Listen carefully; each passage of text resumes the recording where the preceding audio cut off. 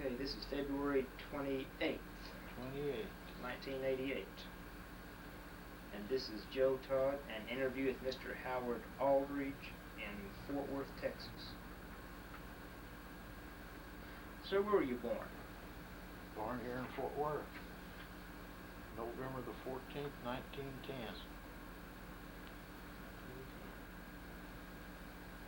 And who was your father?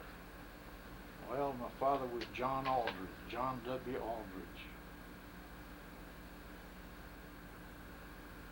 And your mother? Leona Ruth Pruitt. Leona Ruth Aldridge. What was her Her maiden name was Pruitt. Pruitt. P-R-U... P-R-U-I-T-T. I-T-T. Okay. Aldridge. Okay, and so you went through school here in Fort Worth then? Yeah. Okay. I graduated from Central High School. In what year? 1932. Did you do any work for the CCC or WPA after high school? No. I was working for the Star Telegram in those days. You were? Yeah. What were you doing for? In circulation. Back in those days they had districts, and they had a man in charge of the district, and we used a car. First when I started they used a horse and buggy. And we had so many subscribers in a certain part of town, and we delivered the paper morning, evening, and Sunday, and that's who I worked for them ever since I got out of grade school. And it was just one of those things. You had a job, and things was tight. When did you join the Navy? April the 23rd, 1933. Why'd you join the Navy? Well, like most all kids, you know, they always wanted to be something, a policeman or a fireman or a cowboy or something like that. My daddy was a policeman, and I didn't want to be a policeman, and my brother had been a cowboy, and I didn't want to be a cowboy, and I always wanted to be a sailor for some reason or other. And I got around to it, and I was never sorry, but I guess as long as I was working, what was the turn of it all, they put in the boy carrier system, and they give each kid about 50 to 100 subscribers, and he walked up and down the street and threw them in a porch. And the man I was working for, they took his route away from him and split it up, and the circulation manager says, "Howard, as soon as we get a place for you, well, we're going to take you and make you a circulation manager." And so I says, well, I got to live sometime for that. So I moved back to the farm. And then I says, this isn't for me. I always wanted to join the Navy, so I'm going to join. So I went down and joined. An old boy says, well, you're a little too old for my part here. Says, why don't you go over to Dallas and see about it over there? So I went over there, and there was 35 of us that day that went in through the tests and the physical and everything. And they were, a bunch of them young boys was in good looking shape. But I was the only one out of the full bunch that passed the physical. And the chief pharmacist mate says to the doctor, says, well, doctor, I think we finally got one. Why didn't the others pass the physicals? Pardon? Why didn't the others pass the physicals? Well, there's so many different things wrong with them, you know. Back in those days, they had an abundance of people that were out of work and everything, and they had come and joined the Navy for a place to be. And the captain that was in charge of the recruiting state district over there, he called me in and talked to me, and he says, "How much do you weigh?" And I says, 225. He says, "Well, you're not too fat." And so that started the career. So where'd you go for boot camp? San Diego. San Diego. Yeah. Tell me about boot camp in 32 or 33. Well, it was a great new experience. Getting up at a certain time every morning and eating at a certain time, going to bed at a certain time. And most everybody that was in this 33, 4, 93 that I was in, they all gained weight during that 3 months period. And the majority of the time we spent was physical hygiene, learning how to take care of herself and take care of her clothes. And we did quite a bit of marching and parades, and we did qualify with the rifle for marksman or expert or whatever, you know. And everybody took a turn of doing something, you know. We had to go up and mess cook in the galley and swab the decks down and scrub. Was this in boot camp? Yeah, Okay. scrub the tables. That was in the boot camp part of it, you know. And of course we got a lot of lectures, and we had to go to church every Sunday. They marched everybody down to church. That was when we was behind the fence. Now what's behind the fence? Well, everybody that was going through boot camp was in quarantine. One of the things that always amused me most was we was up on the second deck of the barracks, and the pharmacist mates and the doctors and up there was weighing us and shooting us and inoculating us and everything. And everybody was naked, you know, and it's because they checked you over from head to foot, and it was pretty tense, you know, and everybody would start sweating, and every once in a while some guy'd crap out. He'd faint, you know. And naturally, when somebody fell like that, somebody wanted to stop and pick him up, but they hollered, "As you were," and then they got a couple of corpsmen over to drag him out.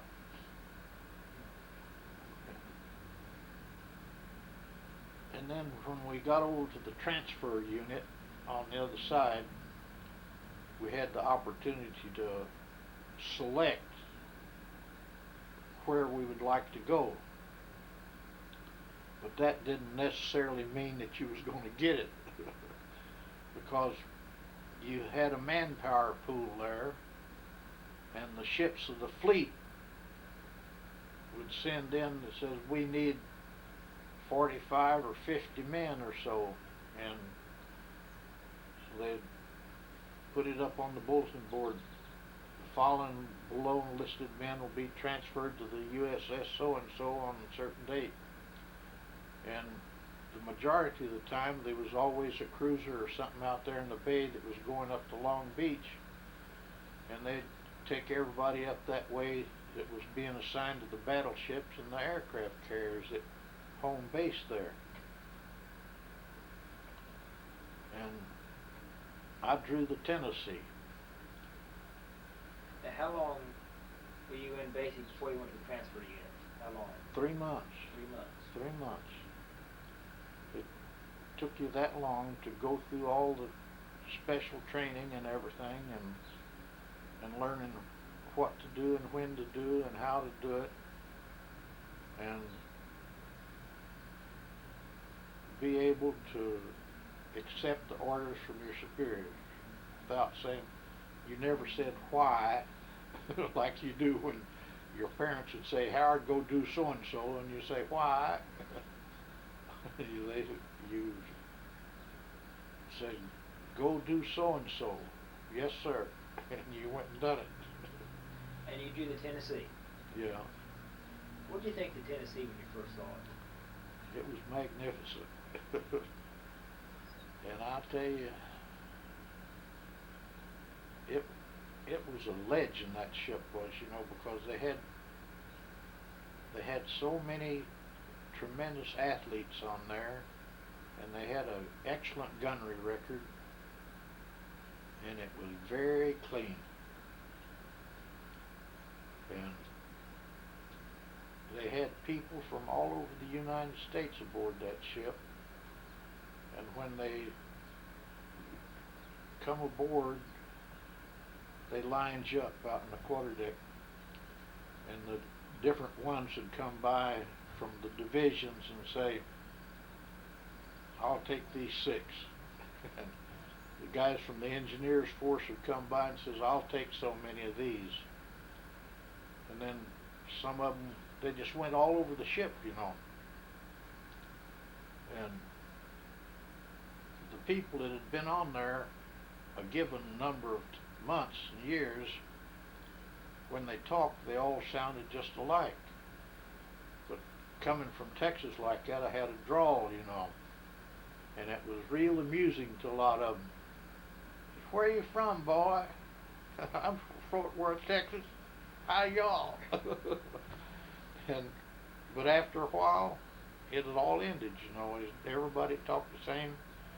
Even the kids from back east that we had on there, after a while, they all talked the same. So there wasn't no question about understanding what somebody said, because their vocabulary and sound was different. And you were chosen to go where on the ship? Pardon? Well, where were you sent on the Tennessee? What? On the Tennessee, I was assigned to the 3rd Division.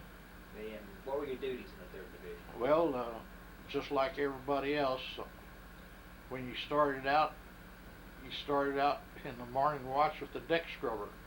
And you scrubbed the decks and wiped the salt spray off the paintwork and shined the bright work, and went in and eat breakfast and got ready for quarters for muster every morning. And as you progressed along, well, you advanced in what you could do. And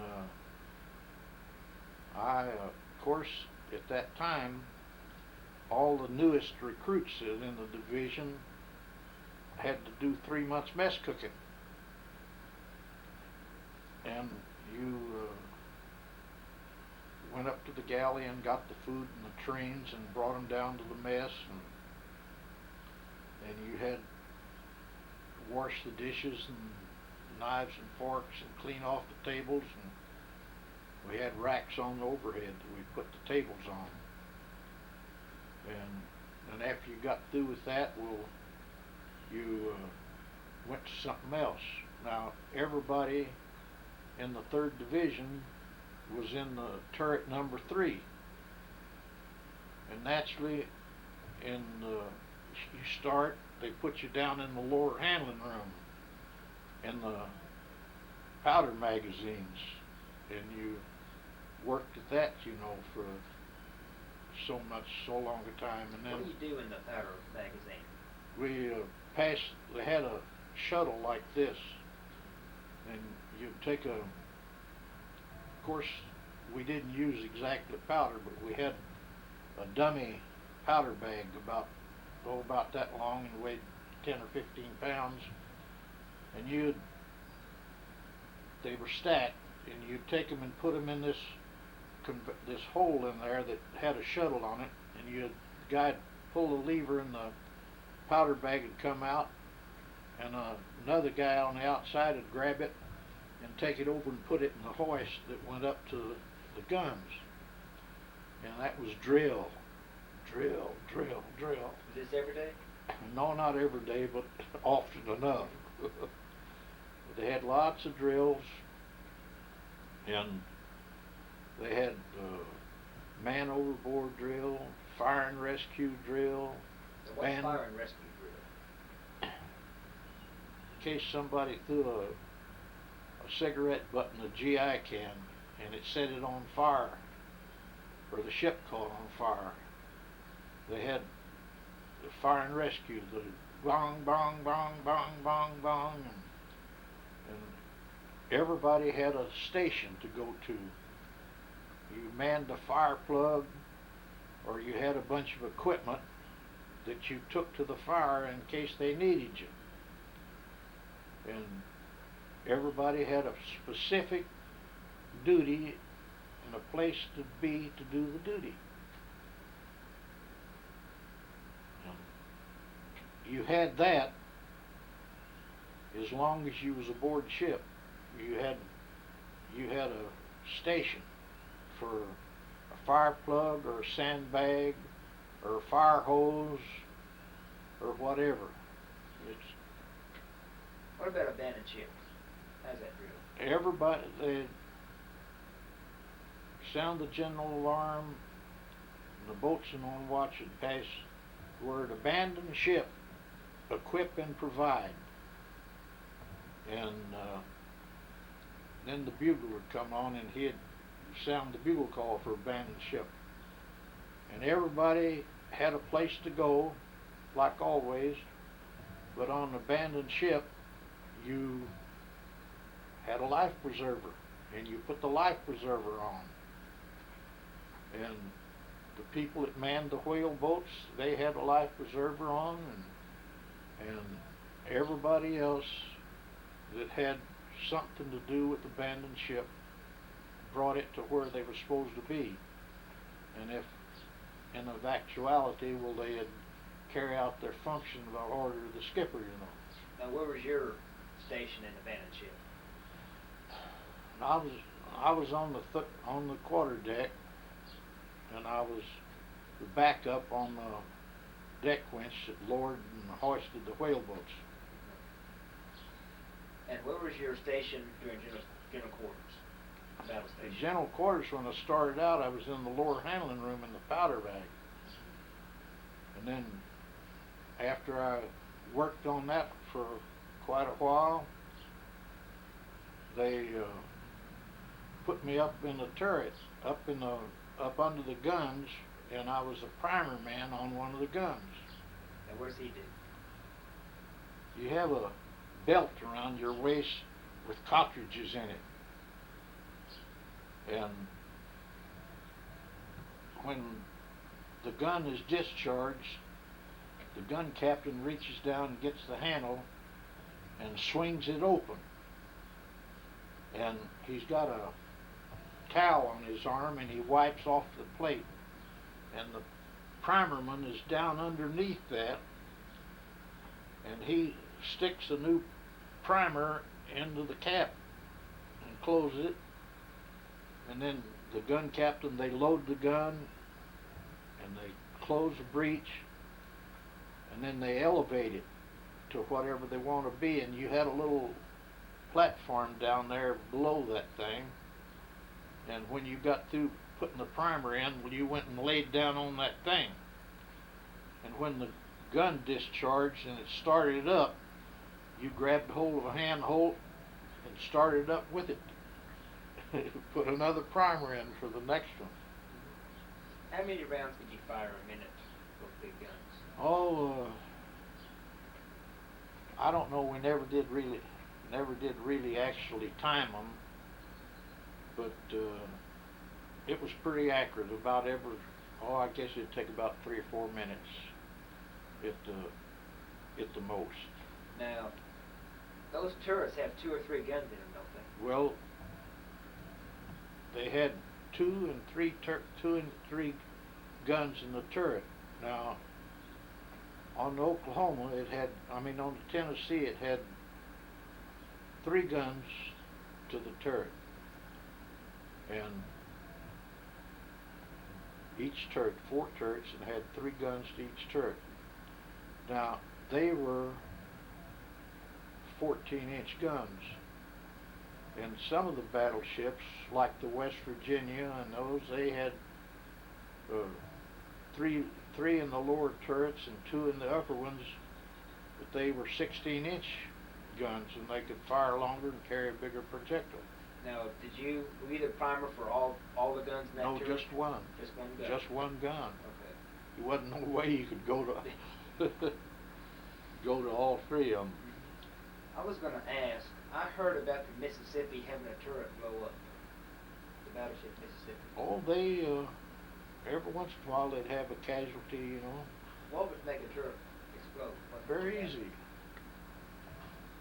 Now, every year we fired long-range battle practice and short-range battle practice. And then we used live powder bags about so, just like the dummies that we'd been practicing with all the time. Well, those things were susceptible to breakage, and a lot of times they'd be going up the hoist and the bag would break, and you could hear them cubes, the little square cubes of black powder, you could hear them falling falling down. It didn't take too much to set it off, you know, if things were just right. Somebody goof, and that makes things happen. Because it was programmed to where a mistake was a mistake, and that was bad. Yeah. And whenever you did a mistake, something jammed up. Describe your quarters in the Tennessee. We slept in hammocks on the Tennessee. You had hooks on the beams, cross beams, and you had a hammock with the clews on it and a ring, and on the head of it, and on the foot of it you had a manila line about so long that you made an eye to hook into the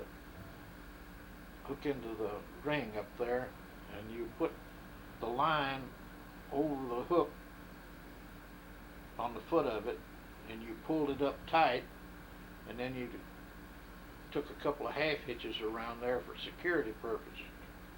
Now, to make it easier to sleep in, a lot of them got sticks, you know, like swab handles and stuff like that, and broom handles, and they cut them so long and put a groove in each one of them in the end, and you'd put it up to your head and down to your foot, and they'd give you a little more space in the hammock, you know, so having it close in on you when you laid on it. And then alongside they had what we called a hammock netting, and every morning you got up and made 7 half hitches around your hammock as it goes down the line, and then you folded it and tied it again and put it over in the hammock net.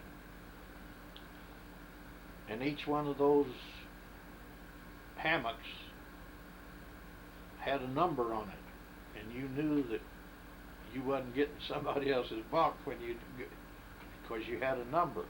Now, were they stacked, the hammocks? It was stacked in the hammock netting, you know, along. They had one in every compartment. How many hammocks in a compartment? Oh, it varied on the size of it. Now, in our forward compartment we had about 25. In the center compartment we had, say, maybe 10, because in the center compartment all the petty officers slept in there, and they all slept on cots. And then we had another compartment back after a little further from that, and it was a pretty wide deal, and say each little month 25 or so people slept in there. And of course you pull those up and maybe you'd be sleeping right under a mess table. And sometimes you'd have a nightmare and you'd jump and hit your head on one of those angles and bang. Now, were those hammocks stacked whenever you slept in them, or was it just... No, each one of them was separate like this, so many feet, about this far apart, you know. And to get in them, they had these cross beams that had flanges on sticking out on each side, you know, and you'd grab a hold of them like this with your hand and muscle yourself up and throw your feet in first and then get in the hammock that way. And where did you store your uniforms and all this? We had a locker. There was lockers against the bulkheads.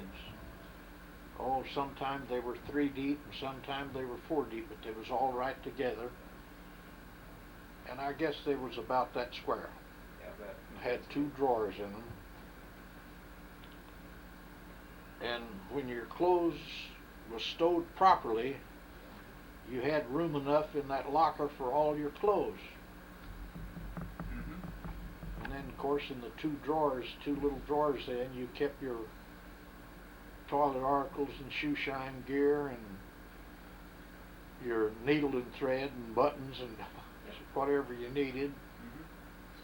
Just a second. And how long were you on the Tennessee? I was on the Tennessee from 1933 to 1937. And from the Tennessee, where'd you go? Well, I was it might not work.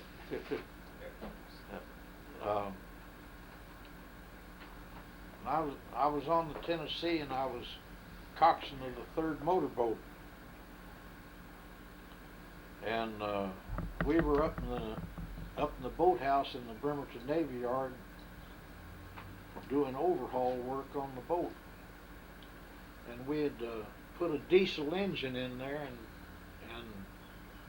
instead of an old Buffalo Marine engine, which was gas, and you had to know the difference, because you take an old gas engine, that old Buffalo Marine, you'd go into the dock and you'd take and raise up on the gas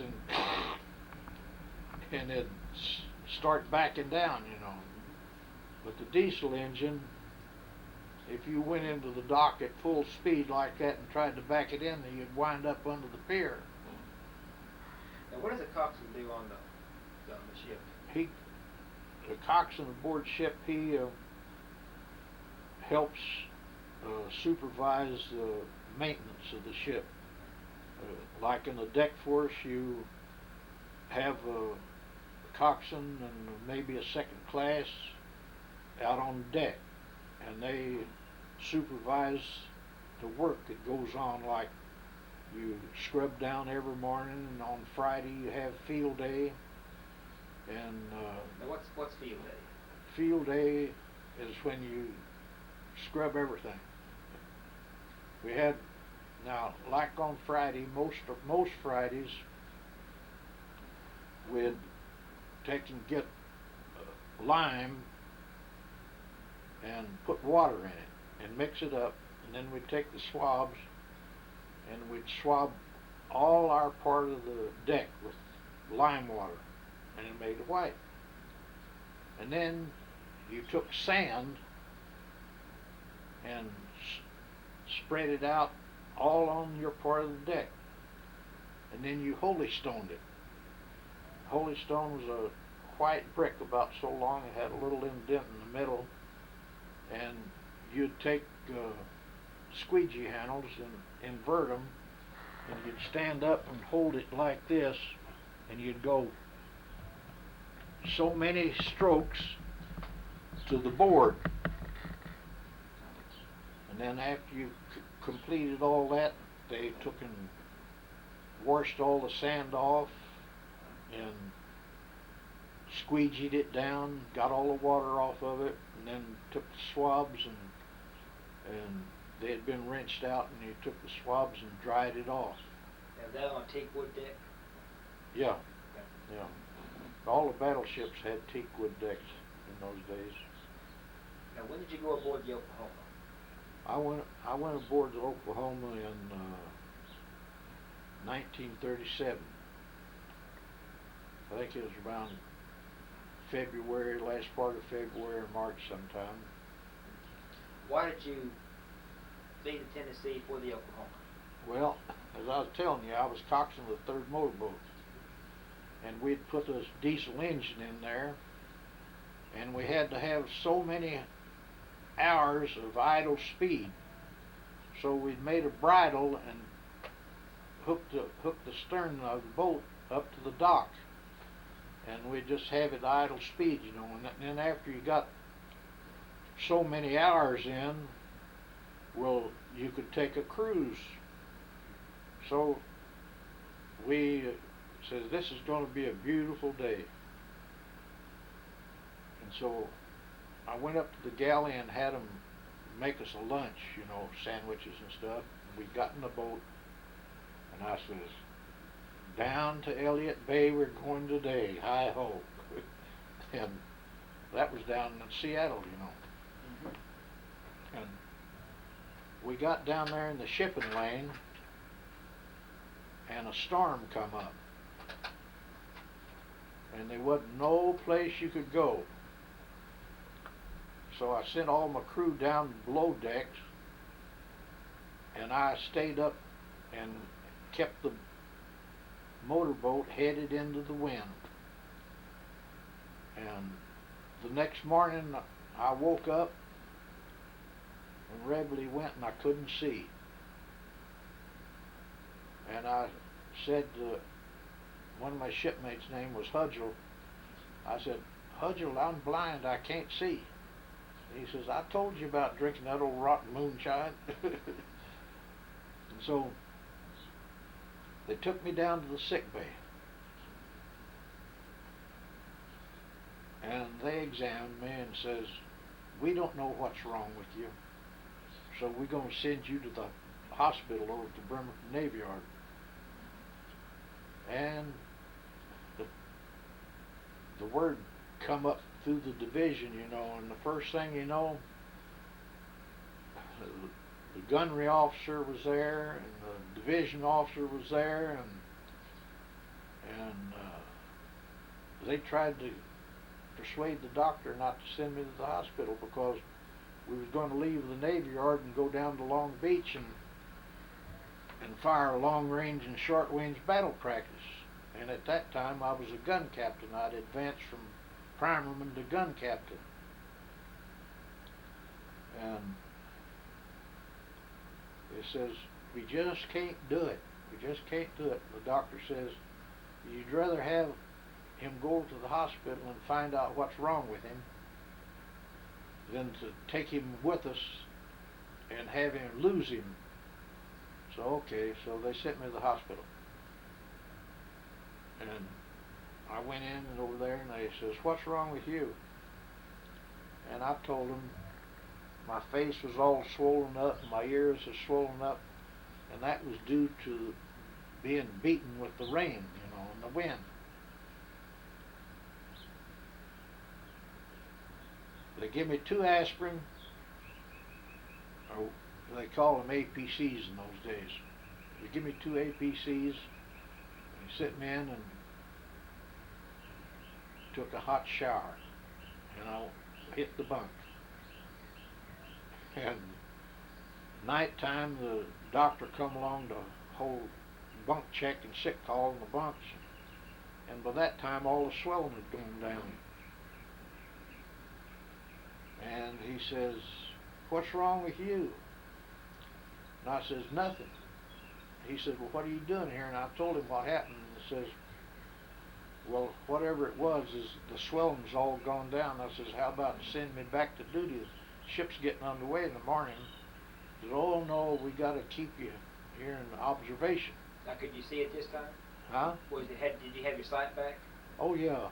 As soon as the swelling went down, you know, the APC's a capsule, and the hot shower took care of the swelling. And anyway, it opened it up to where I could see, you know. So the next morning, my heart went down like that. Heard getting underway whistle. I said, oh boy. And so they come around about 3 or 4 days later and says, these two ships in the Navy Yard here, the aircraft carrier and the Battleship Oklahoma, which one do you want to go to? And I said, I'm familiar with the Battleship, so I'll take the Oklahoma. And that's where they sent me. Now, were you then sent permanently to the Oklahoma? Yeah. So you were off the Tennessee? Yeah, signed for duty, permanent duty there. That's just like a transfer, you know. So they transferred me to the ship to the hospital, and transferred me to the hospital to the Oklahoma. How would you compare the Oklahoma to Tennessee? It was two different worlds. The Oklahoma was loose and clean, and they didn't have too much competitive spirit, you know. The Tennessee was a flagship, and we were spit and polish and cutthroat. You go down the line on the quarterdeck, 3rd Division was on this side, and the 4th Division was on this side. And you could see the teak decking on our side was about 2 degrees whiter and cleaner than the one on the 4th Division side. And it was the same way up on the forecastle and the same way on the boat deck. Which did you like better, the Oklahoma or Tennessee? Well, it took me a long time to accustom myself to the system on the Oklahoma. I wouldn't say a long time, but it took time. And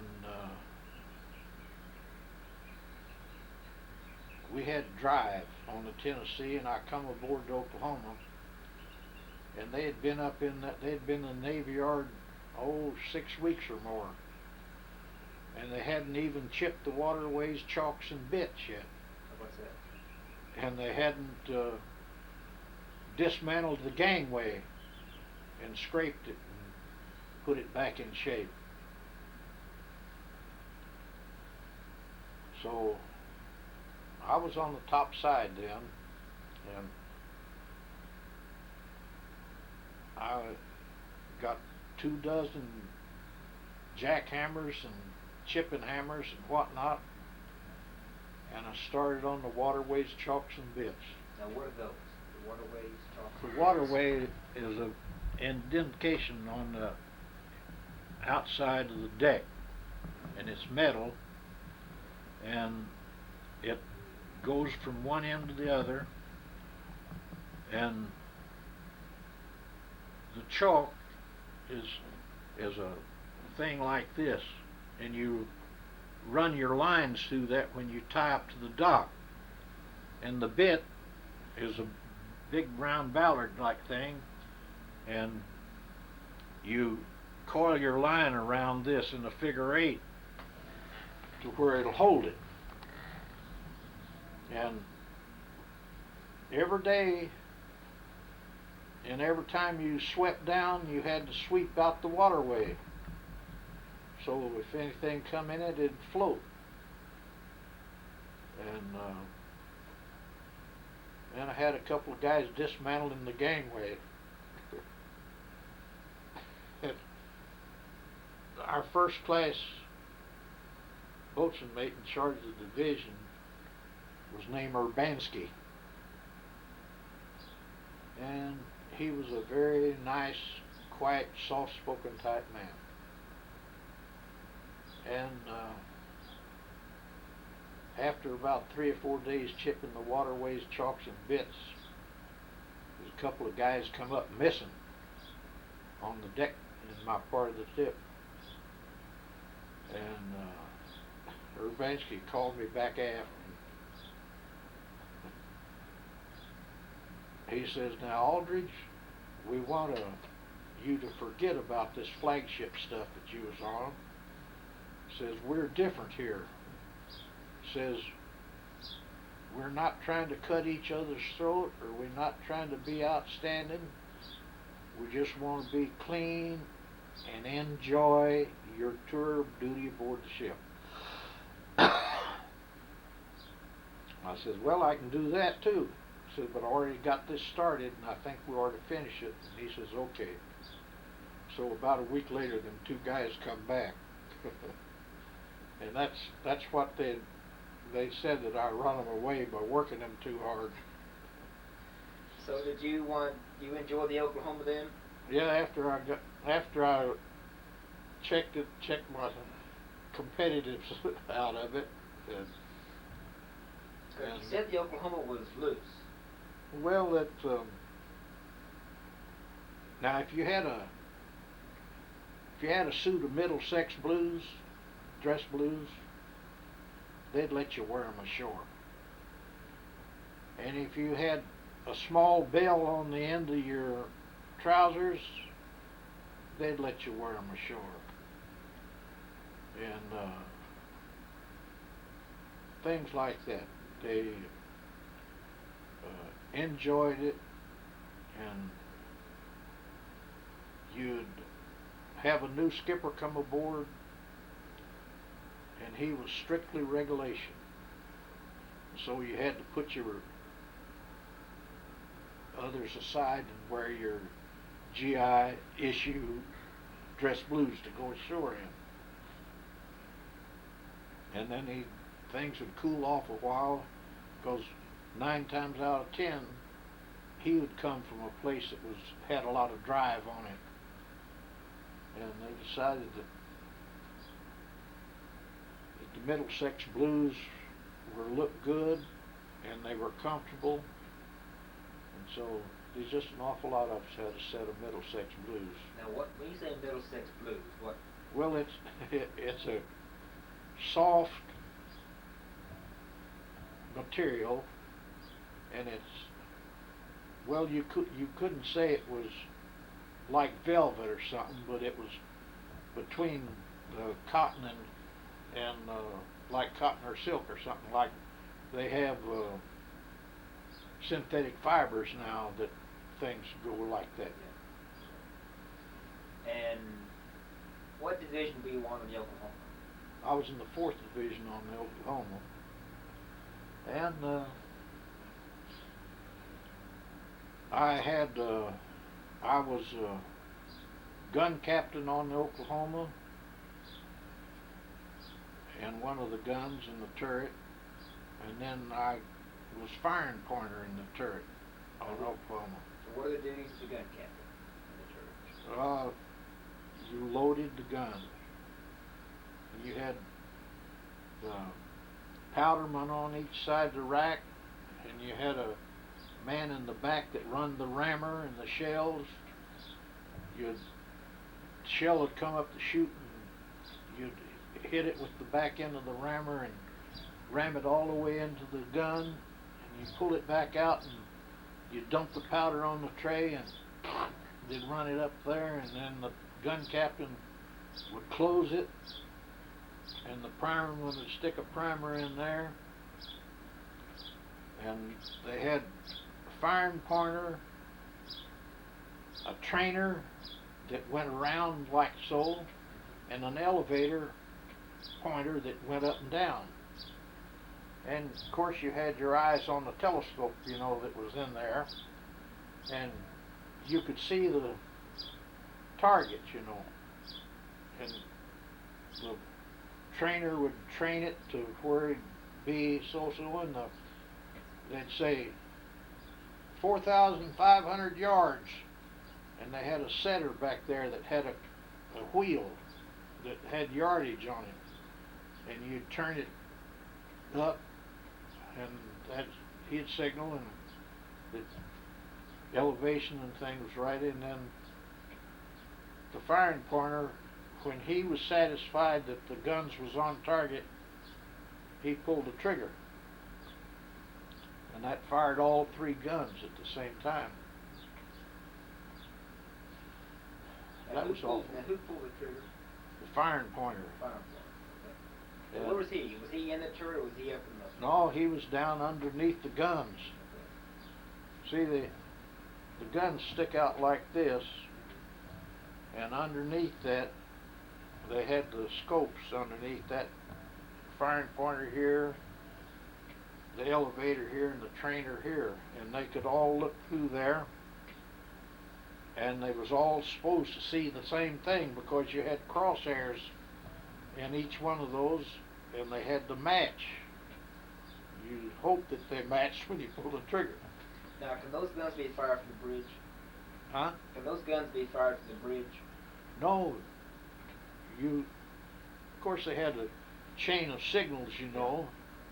We had the turret officer and the turret captain, and they were up in the booth up there, and they were over in charge.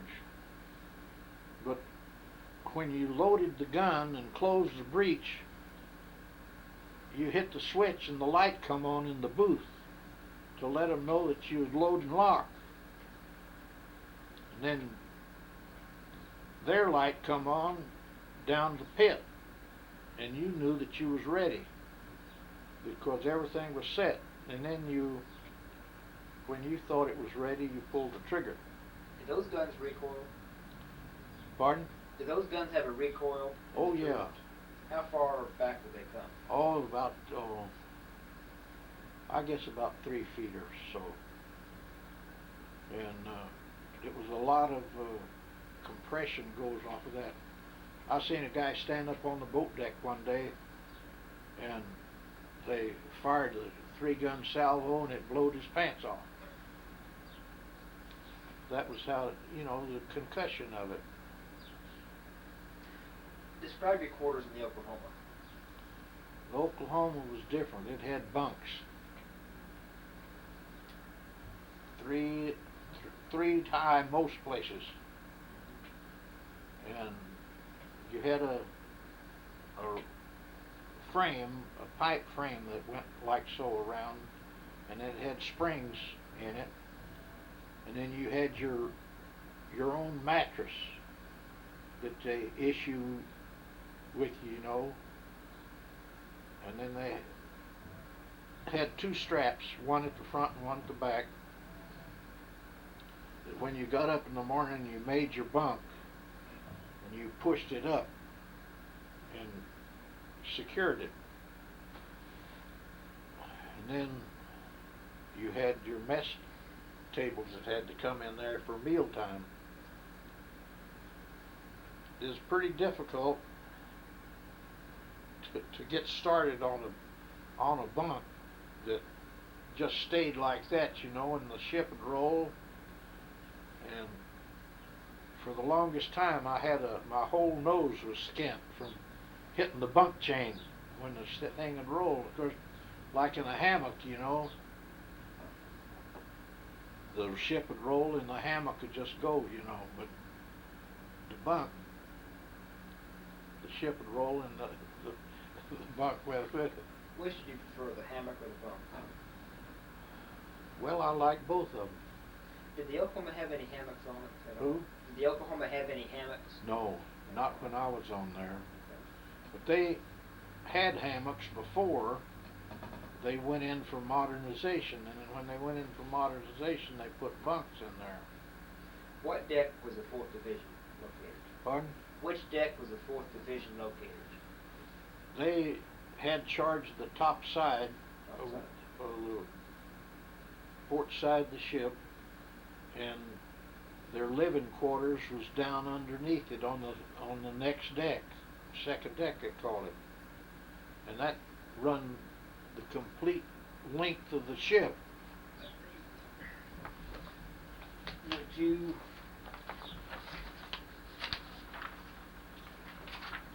show me on there where the What do you want? where your quarters were on the ship? The quarters was down here where these portholes were. Okay, let me get that off. The line of portholes here was where they had the quarters. And which part of the ship were you in?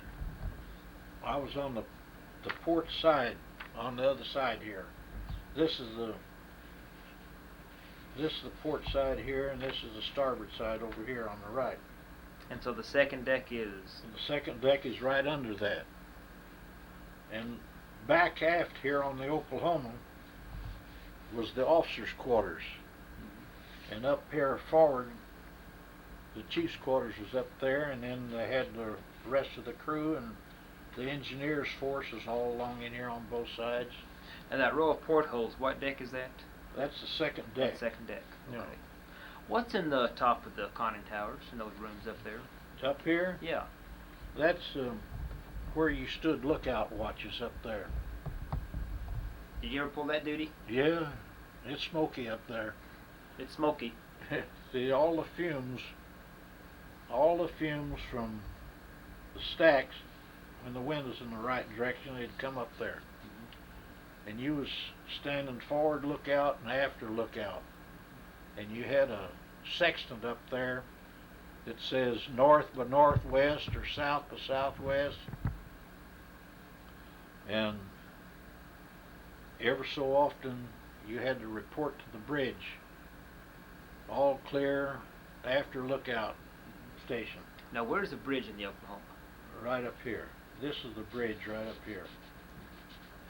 Right in there. There's the bridge right in there. That's where you steered the ship from, and the captain stayed up there, and his quarters was right down below the bridge, so in case he had to come in emergency right quick. Okay. How large are those rooms on top of those conning towers? Oh, they're not very big. They just go around it, you know. And of course they have the yard arms here is where you run your signal flags up and down. Now what do you call them? The yard arm that runs across here like this. And each side down on the about here on the bridge they have the signal flags, and they're in a rack along there on each side, and they say Lipo William, and they snap them 3 flags on there and hoist 2 block it, and they'd go up to the top here, and then sail high pole William will cease all pregnant exercises. And then they had other messages that they could send with that too, and then they had the blinker signals up here, and you could send signals to anybody in the convoy or whatever you was looking for. And of course then they had the radio. Now the guns in the Oklahoma, they have 3 and 2 on the turrets. Yeah, they had 3 and 2. You can see here on the lower deck here on the this was turret number 3 here, and you can see the 2 guns there, and turret number 4 was up here, and it had 3 guns on it. And then back here you could see the turret here in the same system there.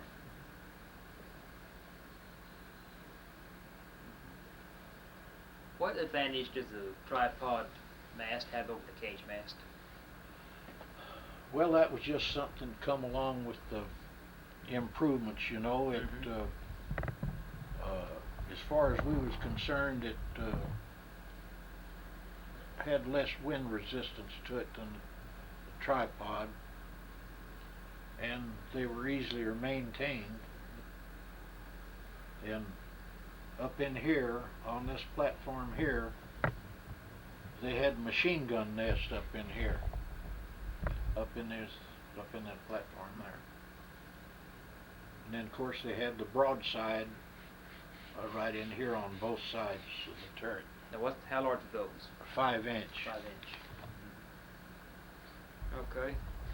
So what were your duties on the Oklahoma about the same as the Tennessee? Yeah, same thing. I was on deck there for quite a while, And then it come my time to be coxswain of the fourth motor launch. And we took liberty parties into the shore and brought them back, and we had working parties that went into the docks and got supplies and brought them back to the ship. And they were also used, the motor launches were also used in landing force operations. And they had a field piece, you know, for each motor launch. And they'd haul them out and drag them ashore and whatnot on drills. Did you know Captain Foy? Who? Captain Foy on the Oklahoma. No, I didn't know him. What about Kenworthy, the commander?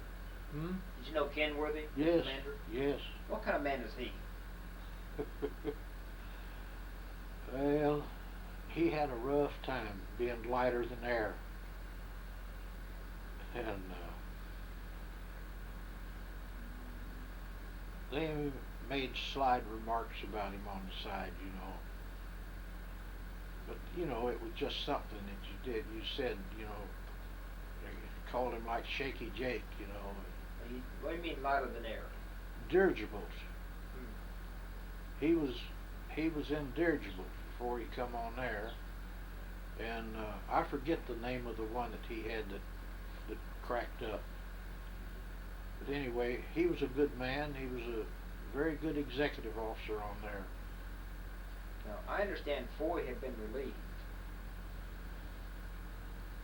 I didn't know him.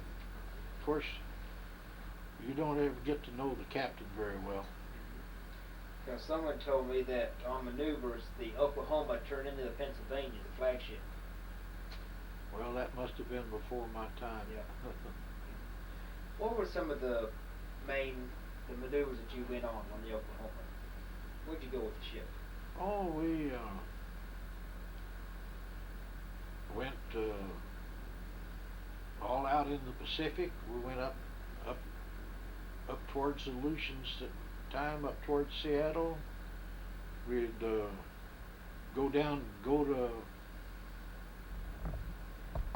to Pearl Harbor for gunnery training and stuff out there, and operate out there. Cover a lot of the area of the Pacific. And they did the same thing on the Atlantic. They go down to Guantanamo Bay and work out of there and have same kind of drills. It's according to whether you was in the Atlantic Fleet or the Pacific Fleet. Did you go through the canal on the Oklahoma? Huh? Did you go through the canal on the Oklahoma? No, I went through the canal on the Tennessee. Mm-hmm. And we didn't go through there on the Oklahoma. So you went aboard the Oklahoma at Bremerton? Bremerton, Washington, yeah. And then you went to Pearl from there? Yeah, we went out to join the fleet from there. When we got out of the Navy Yard, we went and joined the fleet. So anything spectacular happened from 37 through 41 on the Oklahoma? Anything? You wouldn't call it spectacular, it's just routine. Just routine. Work and drill and practice to make perfect. Of course, we had our lighter moments. We had basketball team, baseball team, football teams. We had cutter races, whaleboat races, boxing, wrestling. Did you play any of these sports? Well, I wrestled a little and pulled in a race boat quite a bit. Did the Oklahoma have an E? Oh yes, we had on the turret I was on, we had an E and 4 hash marks in gunnery. And of course, a lot of the anti-aircraft batteries and broadside, a lot of them had E's and hash marks. It was an excellent gunnery ship. Where was your station to abandon ship on the Oklahoma? I was on the side of the quarterdeck with the life jacket on.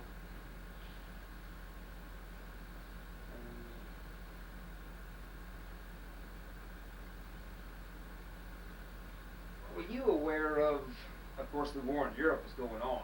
Yeah. Started in '39. Did you think that we'd get involved in the war? Well, it was a question, you know. It come out in the Saturday Evening Post about how they could attack Pearl Harbor, you know. And of course, they didn't think too much about it, you know. But we had drilled and practiced and whatnot. And there's one thing that always stuck in my mind more than anything else. On the Saturday, December the 6th, I went ashore, and you know, Liberty was up at midnight back in those days because they didn't have the facilities for people to stay all night. And like a typical man, I went from one bar to the next out on the beach and whatnot. And it had never been a place before where anybody'd ever buy you a drink. But that night, every place you went, there was somebody buying drinks. And you just wondered why it turned so quick. And then the next day, when the shit hit the fan, well, you says, well, that must have been part of it, to get everybody drunk with a hangover and so they wouldn't be able to function. Now, I've heard that before. Somebody else has mentioned that too. So, what was the reaction of the mainlanders toward the sailors there in Honolulu? They were a little better than people back on the West Coast, like in San Francisco and Los Angeles and stuff like that. They were more friendly. Of course, you know, the islands is the melting pot of the world. They had all kinds of people there, you know, and they intermarried and stuff, and that gave them a different aspect on life, and they cared. I know I went back to the States one time, and went to San Francisco, and everywhere you go, there's somebody wanting to buy you a drink, some civilian wanting to buy you a drink. And after about the second guy approached me, I lost my temper. And I said, I told him just what I thought. Of course, I don't think you could really print it, but that's what I thought. So, huh? You went on Liberty December 6th, and what time did you get back to the Oklahoma? Oh, I got back about 10 o'clock, I guess, something like that. And went to bed, and what time did you get up on December 7th? When the gong started saying, man your battle stations, man your battle stations, all hands man your battle stations. What did you hear? What were the exact words? I opened the door to the post office and run from a battle station. That's all I had on was a pair of shorts. Okay, can you remember his exact words when they said general quarters? What made this general quarters different from the other general quarters they sounded? This is no drill. No shit, this is no drill. So, where's your battle station? Yeah. Now, where's your battle station on the Oklahoma? I was a firing pointer on the Oklahoma. And which turret? Number 4. Number 4. Yeah. And number 4 is which turret? This number 4 was the higher turret. The thing is, we was all because they'd already passed the word clear the decks, you know. So we had to go down to the third deck and into the lower handling room to go up into the turret. But we got as far as the carpenter shop, and that's when they hit us, and we took water, and for just a second the automatic power come on, and then it went off, and you was in the dark. Now, where's the carpenter shop? It was down below the living quarters on the aft on the Oklahoma. And how far down? Third deck. Third deck. And so we was upside down anyway, that way, kind of slanted. I guess there was 7 or 8 of us that was together going to man our battle stations, and we got as far as the trunk, and that was it. And the Lucky Bag storeroom was right next to us, and so we took the dog wrench off the door and broke the lock on it and went in there. And Okay, now, when you say the trunk, what's the trunk? A turret trunk. It goes from the top side of the deck all the way down 3 decks. You lower supplies down through the trunk. You lower ammunition down through the trunk. And that's where you take it to where you're going to store it, whichever part of the ship. That's where you store it, whatever it is. And they had them forward and aft. And they had ladders that went up and down them on the side. What was going through your mind as the ship was turning? It happened so quick you didn't know. What did it sound like? Didn't no sound. Just like that. It hit and jarred, you know. And when it that, you was on the deck, and when it happened, the lights come on in a minute, and you was walking on the bulkhead, because it leaned over that quick, you know. So you still kept going towards your battle station until you hit the water, and then that was it, because the hatch on the top of the turret trunk, on the top of the trunk up there, was open, and when it listed, the water come in, and we were just fortunate that after the water got so high in the trunk, well, it didn't get any higher because the pressure was there. But as we breathed the air, the water kept creeping up a little all the time. And the Lucky Bag storeroom was right next to the emergency radio room. We hammered on it, you know.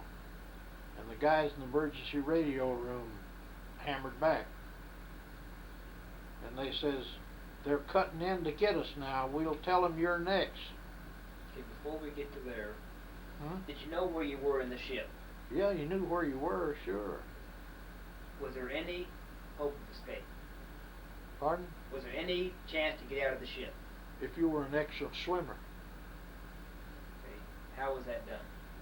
We had one coxswain named Howard Roberts that was with us, and he was on the swimming team aboard ship. And we were discussing going down and coming up around like this on the outside. And I reminded him that when he got up there so far, that the lifelines was going to be in the way too. And he says, I'll take a dive and see if I can make it. And he did a flip like this and went down, And he come back in a few minutes and says, "I can do it." And I says, "Well, have at it, buddy. When you get up to the top and somebody picks you up, tell them we're down here." And he made it. And then the guys from the emergency radio room says they're cutting in on us, and we'll tell them you're here. And when they got them out of there, they come and knocked on the bulkhead and said, "We're gonna start cutting." Says, "If you've got a watertight door over there, close it." And naturally the dogs was inverted because the ship was up in a different position. And we closed the damn thing and didn't get all the dogs in the right place. And we had to open it up and do it over again. And then they had a cap on the door like this. It had a screw plug on it, and that thing was out of whack because it was on the outside of the door. And naturally, when they drilled a hole in the ship there where we was at, and it was about 1/4-inch plates, you know, and that let the air out, and that let the water come in up on the outside of the trunk, and it started coming in that hole. And we had an electrician in there with the third electrician, and he had a flashlight, and he shined it on that plate over there where they were, and the guy had an air hammer and a chisel on that thing, and he must have been a super giant because that 1/4-inch plate just curled like that where he run that air hammer, and he cut it out square about so. And when we started out of there, the water was right up to that hole that he had cut in there, and we just went right out of there and up. We got in a motor launch, and they had orange juice and sandwiches and stuff like that, and they took us over to the Solus to get checked out. Okay. How long were you inside the ship? There's no record of time in the dark. I know that we went down there Sunday morning, and the next time we got out of there, it was daylight, and it was around sometime late Monday afternoon, I think it was. I didn't know what day it was, so I was so glad to get out of there. Can you describe the dark inside that ship? It's just dark, and of course, as you stay in the dark long enough, your eyes refocus, and you can see, not like in broad daylight or anything, but you can see the guys in there with us, you know, in the Lucky Bag storeroom. You could see the guys in there with us. Now, what's a lucky bag? Why is it called lucky bag? Well, you got a board ship, you have a group of men called master-at-arms, and they go through the ship periodically, you know, just like a policeman. And they find stuff adrift, you know, like somebody had hang their skivvy shirts up on a steam pipe or something and forget to take them down in the morning. They take all that stuff and put it down in the Lucky Bag storeroom. And then you could reclaim it, but you also had to do a little penance, like shining bright work in the master-at-arms force, or doing something else, you know, some other little thing that they thought of that you could do. Did you think you'd get out of the ship? Pardon? Did you think that you would get out to the Oklahoma? I didn't get you. Did you think that you would get out of the ship? I didn't think so. What was going through your mind at that time? Well, it was just security at the time, watching the water come up. And there was several of the boys there were Catholics, and they had already crossed themselves out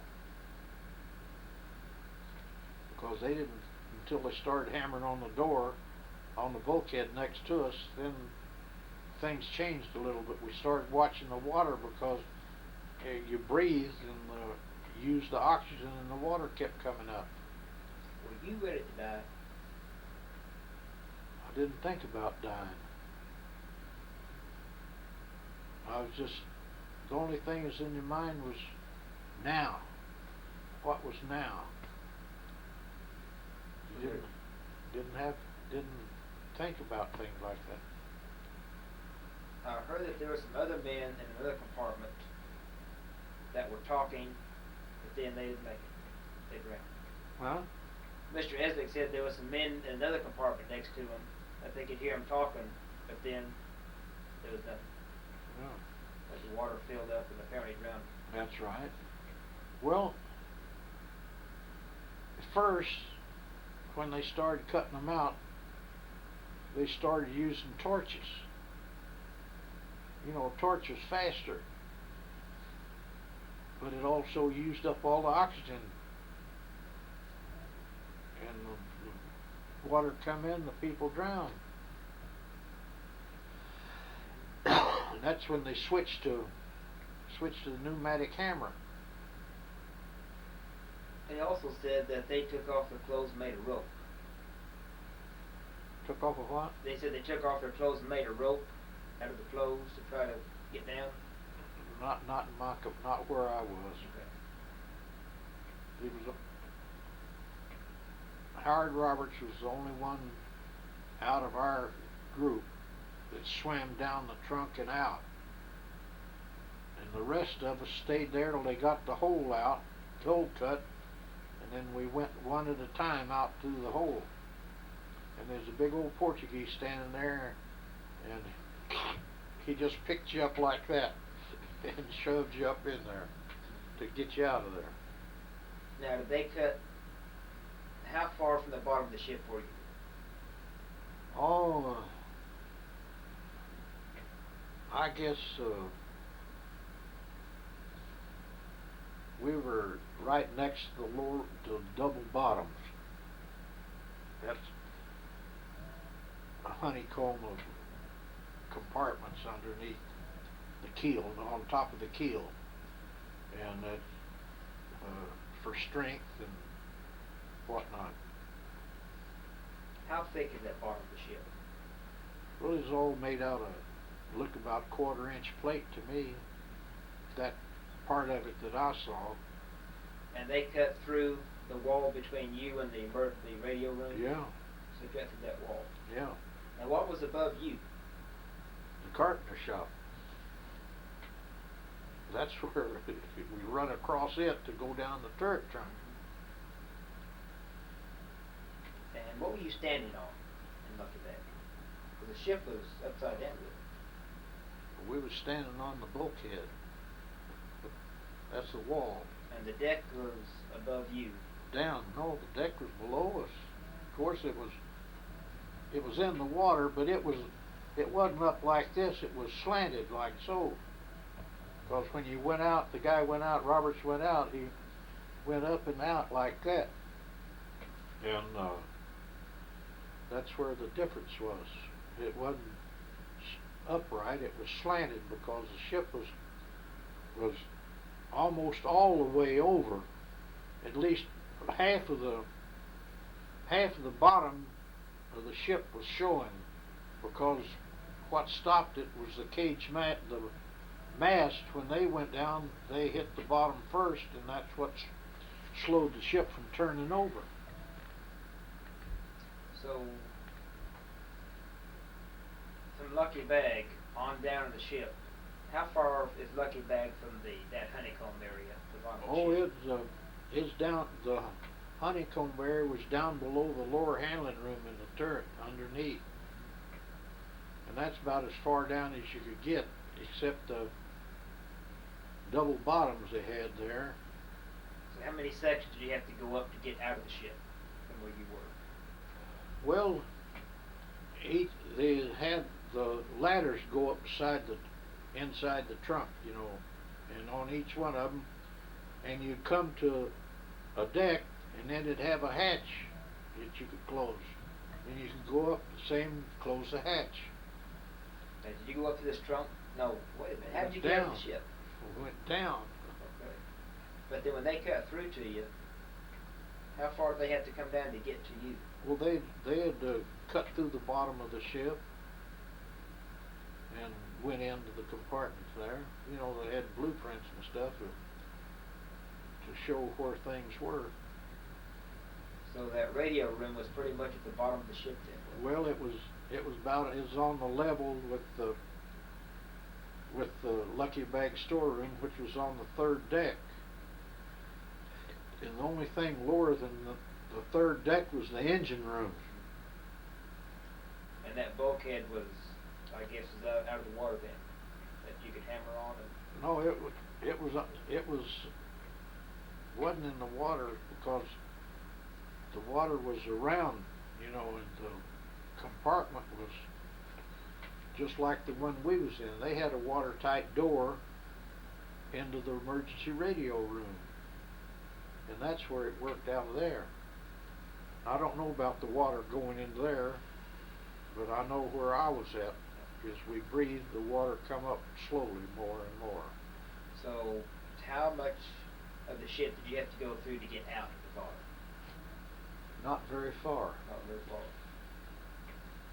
I think that big old Portuguese just lifted us up through and put us right in the hole at the bottom of the ship they'd cut in there.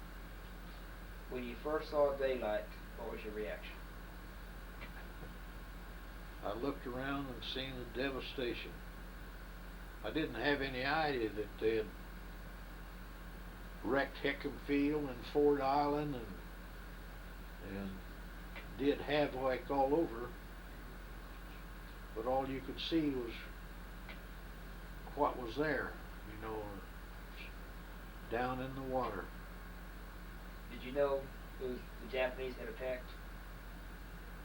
Well, after you got out, they told us. We didn't know who it was, but we couldn't expect anything else.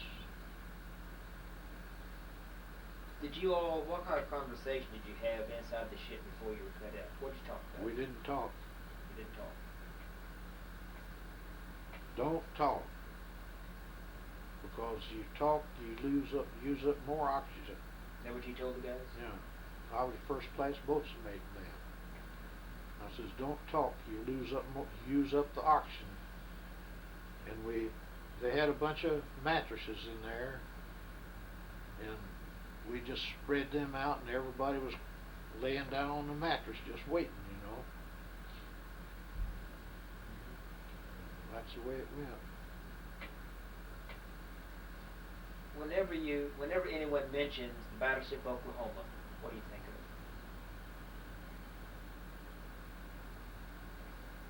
It was just a point in your life of service, because that was what it was all about. Service, protection, and that's what you was there for. Do you have good memories of the Oklahoma? Some, and I also have nightmares sometimes. Because of that? Well, not particularly because of that, but other things, you know, that you of course you just couldn't say you never dreamed about being in the service anymore, but I still dream about things that happened in the Navy, in my part. After you were taken out and you left the Solus, where'd they send you? They sent me over to the Regal. What is it? It was a repair ship, and they just put me over there for record purposes. And then I got ordered to the Fleet Post Office there. And then I went from the Fleet Post Office up to the Commander-in-Chief of the Pacific's headquarters. Which is where? Admiral Nimitz. Where's his office? When I went to their office was down the sub base. and they was building this headquarters up on top of the hill, or what we call the hill. And we moved up from there. Were you there when they raised the Oklahoma? Yeah, I was still there, but I wasn't there watching. Were you allowed to go back and go to your locker? Oh no, What did they do with all the stuff when they cleaned out the Oklahoma? didn't have any stuff. We had a ship serviceman named C.Q. Knight, and he lived over in Virginia, someplace over in the East Coast. And he kept writing me letters.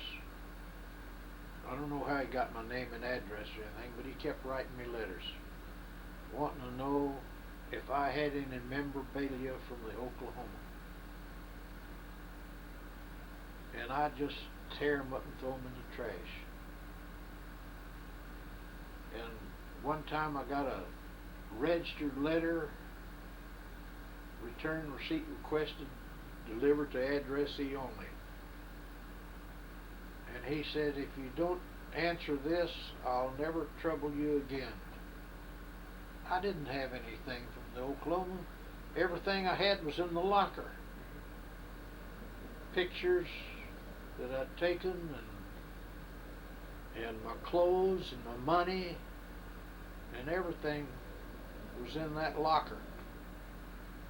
And that was it. I never got anything back out of that at all. You hadn't seen any photographs home or anything? No. I never had anything, because everything I had was aboard ship, and when it sunk, it went with it. Are you a member of the association? Fleet Reserve Association. What Yeah. about the Oklahoma Association? No, not. They had the Pearl Harbor Survivors Association and the Oklahoma Association and the Fleet Reserve Association, and I just took the one that I thought that would help the enlisted man the most. Now, what rank did you have in the Oklahoma? I was first class boatswain mate on Oklahoma. I went aboard there as a coxswain. I made second class, and I made first class aboard the Oklahoma. When she went down, I was first class. And I made chief at the Commander-in-Chief's headquarters. Why'd they raise the Oklahoma? Sentimental reasons, I guess. Scrap, clear the harbor. I honestly believe at one time they had planned on refloating her, because they had completely retubed the boilers, and then they was hauling her back to the mainland, and she broke her tow line and sank out there someplace. Yeah, they sold her for scrap. Huh? They sold her for scrap. Yeah. What did you think when you heard that she had sunk again? Hmm? What did you think when you heard that she had sunk again in mid-Pacific?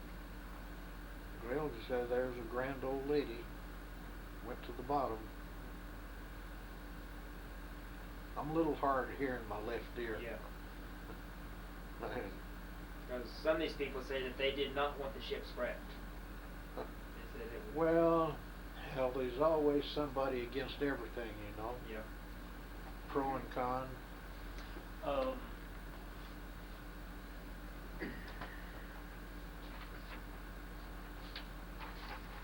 Yeah, that's where the ship wound up there. Yeah.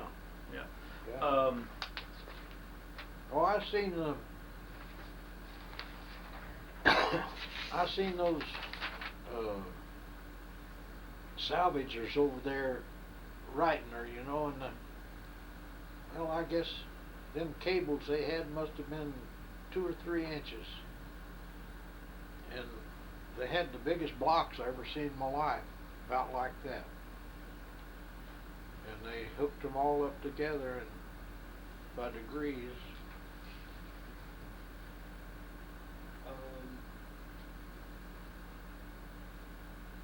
You ever see the silver service in the Oklahoma that the captain used? No. You know, that's the punch bowl. Yeah.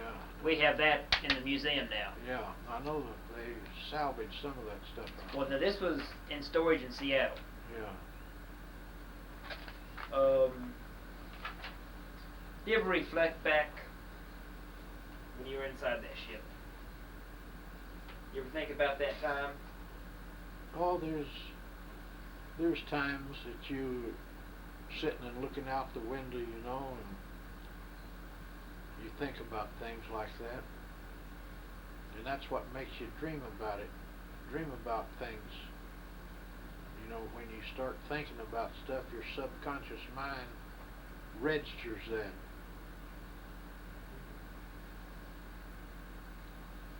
Did you hear abandoned ship on the Oklahoma? Oh yes, yes. It was loud and clear. Because the speaker was up on the first deck inside the compartment. And down on the second deck where I was right up underneath the hatch that went up in there. And the gong was right, one of the alarms was right there in that part of the ship. So they sounded abandoned ship. Yeah. Where were you when you heard abandoned ship? I was in the office. Oh, you said in the office. Yeah, I was assistant Navy mail clerk at that time. But I had all my regular stations as I was when I was in the division. I still carried in the 4th Division, but I worked in the post office on board ship. Me and a fellow named John Genheimer. Did he get off? I think he was married. He was ashore when it happened. Now, were you working in the mailroom? Well, it was on Sunday morning, you know, and we always made one trip to the post office on Sunday morning. So you were working when they sounded? Well, I hadn't started yet. I just got up, and I still had my shorts on. I said, "Boy, I'd sure like a drink of water." Because the liquor flowed pretty free that night over there. Of course, I was like a lot of other people. I didn't know that they could make it faster than you could drink it. But I quit all that. Now, where were you when they sounded your quarters exactly? I was in the post office when they sounded general quarters. So you were in the post office? Yeah. And that's where it was. How many men died on the Oklahoma? I don't know, there was quite a few.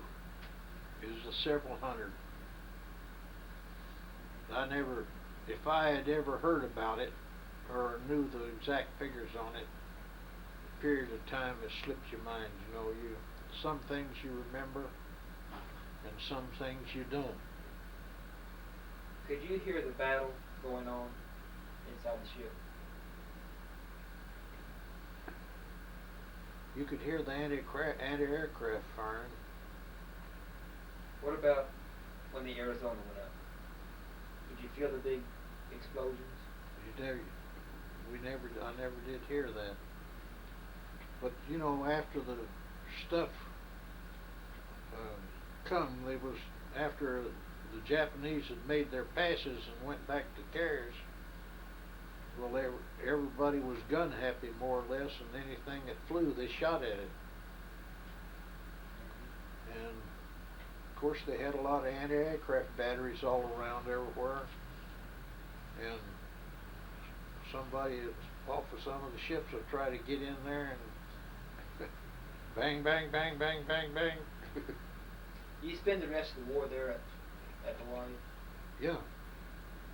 Yeah.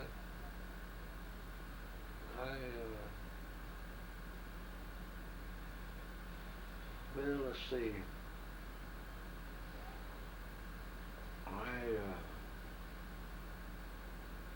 I left there in 53. I left the islands in 53. I was there about 10 years. What'd you do in VJ, Dave? We had a trail that went from the headquarters down through the cane field and over to the barracks, and we had a little beer joint there in the cane field. It had a little stage, and it had 3 stools in front, and we were having a USO show there. 4 performers, dancers and musicians and comedians and stuff. And everything come to a stop right quick. Some guy come running down the path and hollered, you know. And everybody stopped and shook hands and hugged each other and signed a short snorter. So there's a big celebration there then? Not too much. It wasn't wild like it was back in San Francisco. So what'd you do after the Navy? What'd you do after the Navy? I went to work for the Continental National Bank here. I worked there for 20 years. So you retired now? Yeah. Anything else about the Oklahoma? Pardon? Anything else about the Oklahoma we haven't discussed? Not that I could think of. It's, you know, there's, of course there's always little incidents, but things like that are not important, you know. Well, Mr. Alridge, we have a good interview. I'll tell you, if I can ever find that tape, I'll send it to you. Yeah. Because things was a lot fresher then. Yeah. It's up front someplace in there. But my wife, she's rat hole a lot of things around, you know. Okay, thank you. You're more than welcome, Mr. Todd. You think it should be saved or scrapped, the Texas? Well, it served a purpose. Yeah. Well, I need your autograph now if I can get it. All right. That's our standard release form that